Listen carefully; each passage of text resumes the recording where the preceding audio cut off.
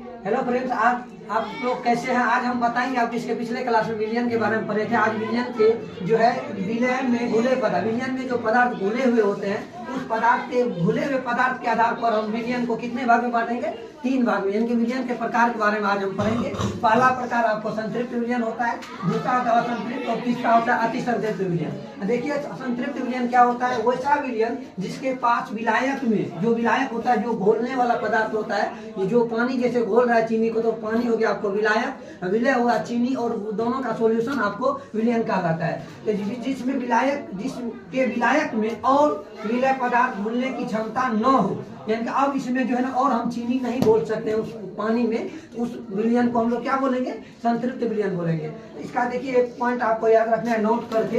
द्रवों में ठोस की विलयता, द्रव जो होता है उसमें ठोस की विलयता ताप बढ़ाने से क्या होती है? ये भी विलयता बढ़ जाती है। इसके बाद देखिए ताप घटाने से घटती है। जैसे हम टेम्परेचर बढ़ाएंगे उस विलयन में तो इसमें और चीनी घुलने की क्षमता बढ़ जाएगी। तो ये बात आपको याद रखना है। एक फॉर्मूला निकल के आता है आपको घुलनशीलता या विलयता के। इसमें आपको क्या होता है याद रखिएगा, विलय का जो द्रव्यमान होता है, विलय मतलब जो चीनी घुल रहा है उसका जो द्रव्यमान होता है, उसके बाद विलायक जो हम पानी डाले हुए उसका जो विलायक द्रव्यमान होता है, दोनों का रेशियो करके हम 100 से मल्टीप्लाई करेंगे तो आपको निकल के आएगा घुलनशीलता या विलयता निकल के आएगा। तो ये था आपको संतृप्त विलयन। उसके बाद देखिए असंतृप्त विलयन क्या होता है? असंतृप्त विलयन वैसा विलयन होता है जिसके विलायक में और विलय पदार्थ घुलने की क्षमता, मान लेते हैं और हम चीनी पानी में घोल सकते हैं, उस विलयन को हम लोग क्या बोलेंगे?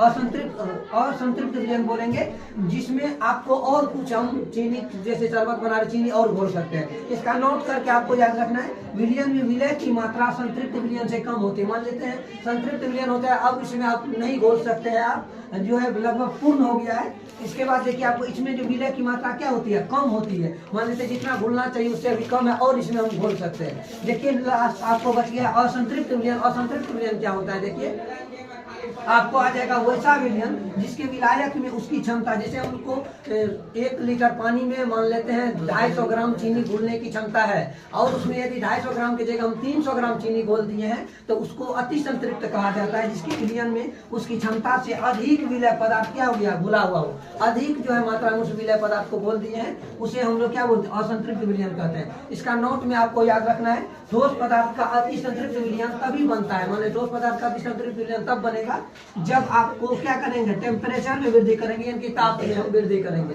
तो ये था आपका विलयन का जो है 3 प्रकार, संतृप्त और असंतृप्त और अतिसंतृप्त। Thank you so much for this watching.